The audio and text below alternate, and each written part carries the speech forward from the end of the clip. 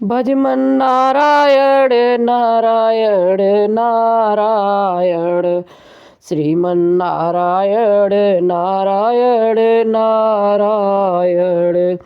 जो नारायण नाम लेतो है, जो नारायण नाम लेतो है, पाप होत सब छारायण। श्रीमन नारायण नारायण नारायण, श्रीमन नारायण नारायण नारायण। भजमन नारायण नारायण नारायण, जो नारायण नाम लेतो है, पाप होत सब छारायण। श्रीमन नारायण नारायण नारायण, भजमन नारायण नारायण नारायण, भजमन नारायण नारायण नारायण।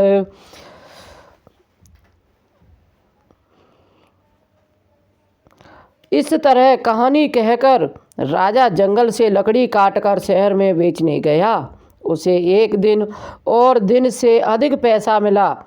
राजा ने चना गुड़ आदि लाकर गुरुवार का व्रत किया और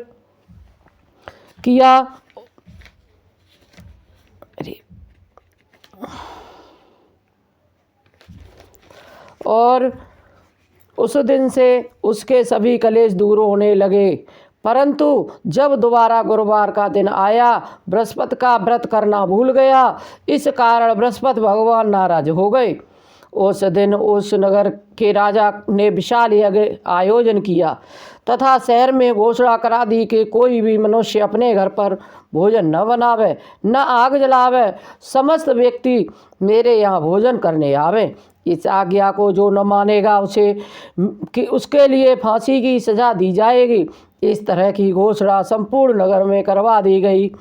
राजा की आज्ञा अनुसार शहर के सभी लोग भोजन करने गए, लेकिन लकड़हारा कुछ देर से पहुंचा, इसलिए राजा उसको अपने साथ घर ले गए। और जब भोजन करा विदा कर रहे थे तो रानी की दृष्टि उस खूंटी पर पड़ी जिस पर उसका हार लटका हुआ था। वह वहाँ पर दिखाई नहीं दिया। रानी ने निश्चय किया कि मेरा हार इसी मनुष्य ने चुरा लिया है। उसी समय पुलिस को बुलाकर उसको जेल खाने में डलवा दिया। जब राजा जेल खाने में पड़ गया और वह बहुत दुखी होकर विचार करने लगा कि न जाने कौन से पूर्व जन्म के कर्म मेरे लिए दुख प्राप्त हुआ है, और उसी साधु की याद करने लगा जो जंगल में मिला था। उसी समय तत्काल बृहस्पति देव साधु के रूप में प्रकट हो गए और उसकी दशा को देखकर कहने लगे, अरे मूर्ख, तूने बृहस्पति देवता की कथा नहीं कही और इस कारण से तेरे लिए दुख प्राप्त हुआ है। इस चिंता मत कर। बृहस्पतिवार के दिन जेल खाने के दरवाजे पर 4 पैसे पड़े मिलेंगे। उनसे तू बृहस्पति देव की पूजा करना, तेरे सभी कष्ट दूर हो जाएंगे। बृहस्पति के रोज उसे 4 पैसे मिले। राजा ने कथा कही। उसी रात को बृहस्पति देव ने उस नगर के राजा को स्वप्न में कहा, हे राजा, तुमने जिस आदमी को जेल खाने में बंद कर दिया है वह निर्दोष है, वह राजा है, उसे छोड़ देना। रानी का हार उसी खूंटी पर लटका हुआ है। प्रातः काल उठा और खूंटी पर हार देखकर लकड़हारे को बुलाकर क्षमा मांगी तथा राजा के योग्य सुंदर वस्त्र आभूषण देकर विदा किया तथा गुरुदेव की आज्ञा अनुसार राजा अपने नगर को चल दिया। राजा जब नगर के निकट पहुंचा तो उसे बड़ा ही आश्चर्य हुआ। नगर में पहले से अधिक बाग, तालाब और कुएं तथा बहुत सी धर्मशाला, मंदिर आदि बन गई थी। राजा ने पूछा कि यह किसके हैं? बाग, धर्मशाला हैं। तब नगर के सब लोग कहने लगे, सब रानी बांदी के हैं। तब राजा को आश्चर्य हुआ और गुस्सा भी आया। जब रानी ने यह खबर सुनी कि राजा आ रहे हैं तो उसने बांदी से कहा, हे दासी, देख राजा हमको कितनी बुरी हालत में छोड़कर गए थे। अब हमारी ऐसी हालत देखकर लौट न जाएं, इसलिए तू दरवाजे पर खड़ी हो जा। आज्ञा अनुसार दासी दरवाजे पर खड़ी हो गई और राजा आए तो उन्हें अपने साथ लिवा लाई। तब राजा ने क्रोध करके अपनी तलवार निकाली और पूछने लगे, यह बताओ कि यह धन तुम्हें कहाँ से कैसे प्राप्त हुआ। तब उन्होंने कहा कि हमें यह सब धन बृहस्पति देव के व्रत के प्रभाव से प्राप्त हुआ है। राजा ने निश्चय किया कि 7 रोज बाद तो सभी बृहस्पति देव का पूजन करते हैं, परंतु मैं दिन में 3 बार कहानी कहा करूँगा तथा रोज व्रत किया करूँगा। अब हर समय राजा के दुपट्टे में चने की दाल बंधी रहती तथा दिन के 3 बार कहानी कहता। एक रोज राजा ने विचार किया कि चलो अपनी बहन के यहाँ हो आवें। इस तरह निश्चय कर राजा घोड़े पर सवार हो अपनी बहन के घर जाने लगा। मार्ग में उसने देखा कि कुछ आदमी एक मुर्दे को लिए जा रहे हैं। उन्हें रोक कर राजा ने कहा, अरे भैया, मेरी बृहस्पति देव की कहानी सुन लो। वे बोले, लो, हमारा तो आदमी मर गया है, इसको अपनी कथा की पड़ी है। परंतु कुछ आदमी बोले, अच्छा कहो, हम तुम्हारी कथा भी सुनेंगे। राजा ने दाल निकाली। जब कथा आदि हुई कि मुर्दा हिलने लगा और जब कथा समाप्त हो गई तब मुर्दा राम राम कह कहे मनुष्य खड़ा हो गया। आगे मार्ग में उसे एक किसान खेत में हल चलाता मिला। राजा ने उसे देखा और उससे बोला, अरे भैया, मेरी बृहस्पतिवार की कथा सुन लो। किसान बोला, जब तक तेरी कथा सुनूंगा तब तक 4 हरैयाँ जोत लूँगा। जा अपनी कथा किसी और को सुनाना। इस तरह राजा आगे चलने लगा।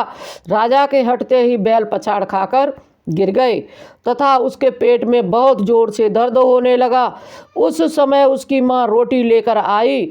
उसने यह देखा तो अपने पुत्र से सब हाल पूछा और बेटे ने सभी हाल कह दिया। तो बुढ़िया दौड़ी दौड़ी उस घुड़सवार के पास गई और बोली, मैं तेरी कथा सुनूंगी, तू अपनी कथा मेरे खेत पर चलकर ही कहना।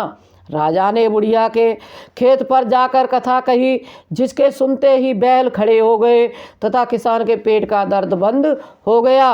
राजा अपनी बहन के घर पहुंच गया।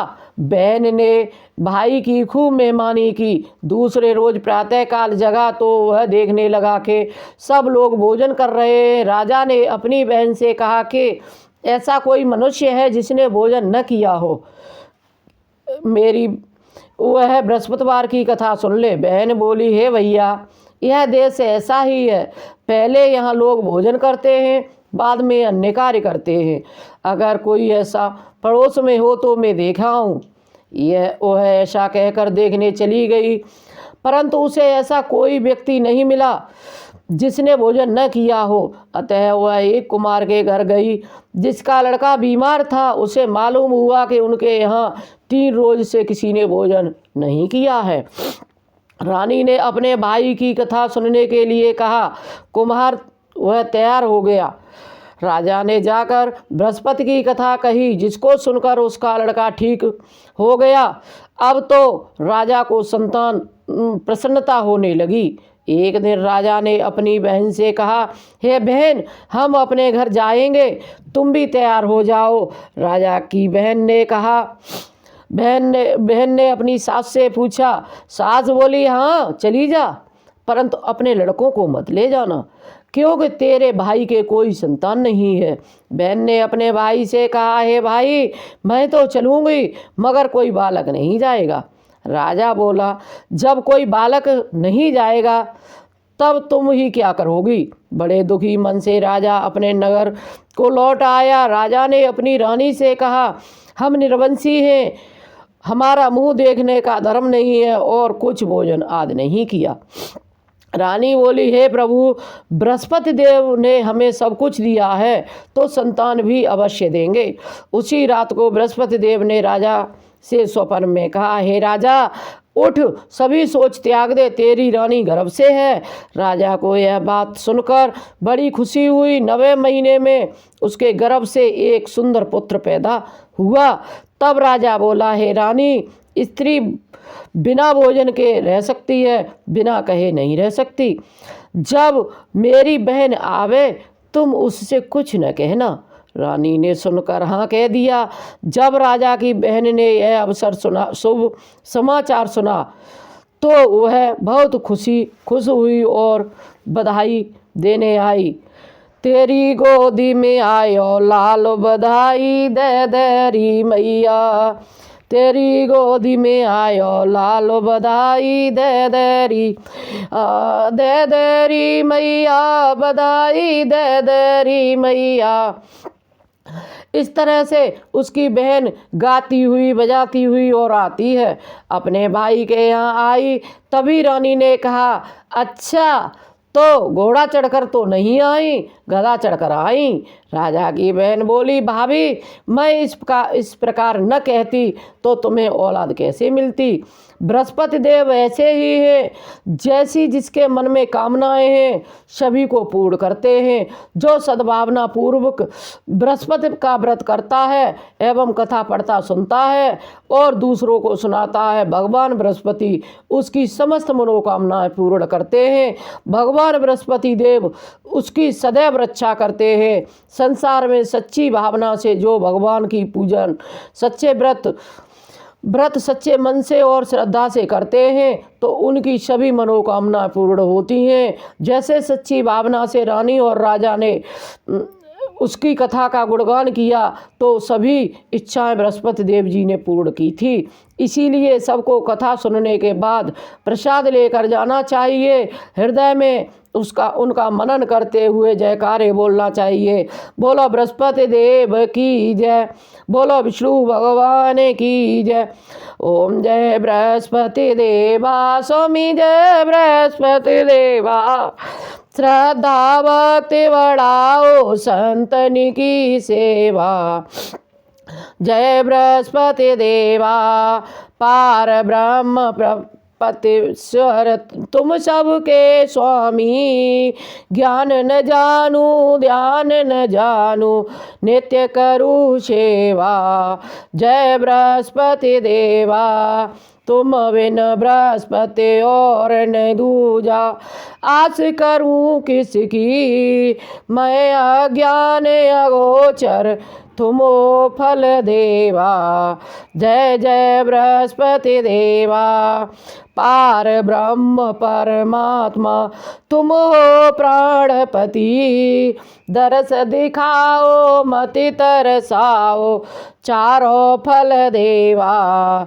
जय जय बृहस्पति देवा, बृहस्पति जी की आरती जो कोई नर गावे। दर्शन पावे जो कोई ध्यावे, विघ्न कटे देवा। जय जय बृहस्पति देवा, बोलो बृहस्पति देव की जय, बोलो विष्णु भगवान की जय।